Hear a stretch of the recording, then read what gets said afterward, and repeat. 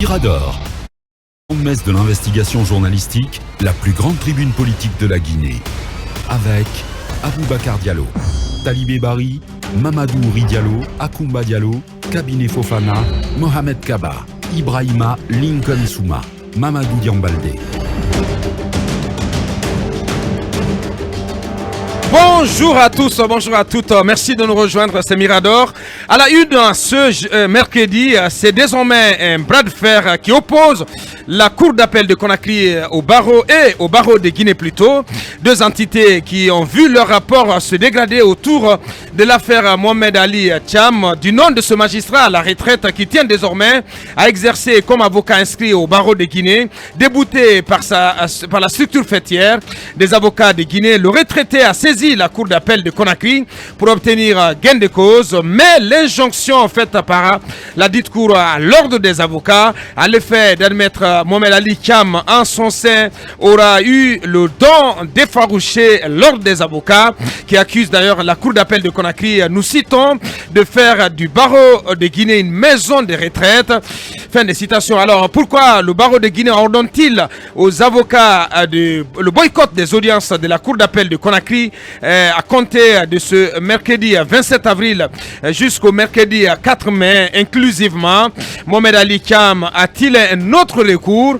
Nous posons ces questions ce matin et nous tenterons d'avoir des éléments de réponse auprès de Maître Yokami Abba. Il est secrétaire général du Conseil de l'ordre des avocats de Guinée. La charge aura été suffisamment lourde pour les avocats français du FNDC qui, à travers un communiqué publié hier mardi, pointe du doigt 3 décisions des autorités de la transition.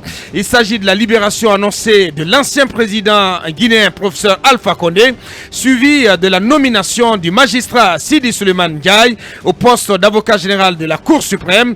Deux personnalités qui, selon Maître William Bourdon et Vincent Brengat plutôt, sont suspectés d'être impliqués dans la répression sanglante contre les militants pro-démocratie opposés au 3e mandat. Ces avocats s'inquiètent aussi de la nomination de Mohamed Lamine Simaka comme commandant de la brigade de recherche et d'interpellation, la BRI, et commissaire, ainsi que de la nomination de M. Bala Ifono au poste de chef de division d'appui opérationnel d'AO DCPJ. Deux officiers pourtant soupçonnés d'avoir participé à la répression sous le régime de Alpha Condé, précise le communiqué des avocats du FNDC. En quoi ces différentes décisions du président de la transition guinéenne violent-elles les engagements des nouvelles autorités? Que comptent faire les avocats du FNDC face à ces décisions qui font couler encre et salive dans le pays? Des questions et d'autres que Mirador posera à Maître à Maître Vincent Brengat en lieu et place de William Bourdon. C'est plutôt Maître Vincent Brengat qui prendra la parole depuis Paris dans cette émission. Statuant un référé après débat en audience publique par décision contradictoire et en premier ressort, nous rejetons la demande de mise en liberté immédiate sollicitée par Dr Ibrahima Kassouri Fofana, Dr Mohamed Diané et Oe Guilavogui, placés sous mandat de dépôt en date du 6 avril 2022. C'est en substance la conclusion de l'ordonnance rendue hier mardi 26 avril par le juge en charge du procès à référé pénal engagé par les avocats des 3 anciens dignitaires dont le séjour à la prison centrale de Conakry va donc se prolonger. En effet, leurs avocats accusent le procureur spécial près la Cour de répression des infractions économiques et financières d'avoir violé les droits de leurs clients, les plaçant en détention au titre d'une procédure de flagrant délit. Très attendu chez les soutiens de Kassouri Fofana et compagnie. Pourquoi et comment leurs avocats ont-ils perdu la partie? C'est une question qui taraude les esprits. En décidant de faire appel de cette décision, la défense a-t-elle encore des chances de se faire entendre? Nous donnerons la parole à Maître Sidi Kiberete. Il est du collectif des avocats, donc des anciens membres du régime de Alpha Condé.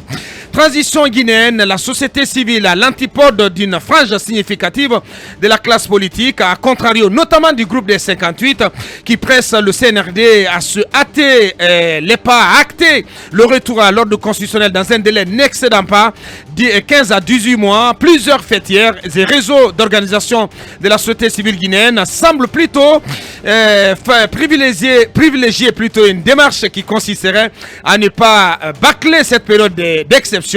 C'est pourquoi, après un examen minutieux du document de chronogramme récemment soumis par le MATD, ces organisations proposent 33 mois, soit 2 ans et 9 mois comme durée de la transition en cours en Guinée, une durée devant couvrir la période allant de mai 2022 à février 2025, sans être forcément sur le même palier en termes de durée de cette transition. Le Forum des forces sociales de Guinée, quant à lui, après avoir plaidé pour un report de 2 semaines de l'ultimatum de la CEDEAO, appelle les autorités de la transition à poursuivre les concertations avec les acteurs sociopolitiques du pays pour faciliter et accélérer la mise en place d'un cadre de dialogue où toutes les questions en lien avec la conduite de cette transition se discuteront de manière inclusive. Des questions ce matin: qu'est-ce qui justifie cette posture du Forum des forces sociales de Guinée? Quelle attitude le CNRD doit-il avoir vis-à-vis de la CEDEAO? Et comment réussir une transition non bâclée, apaisée et inclusive? Et des questions que nous allons poser à M. Ahmed Sékou Traoré.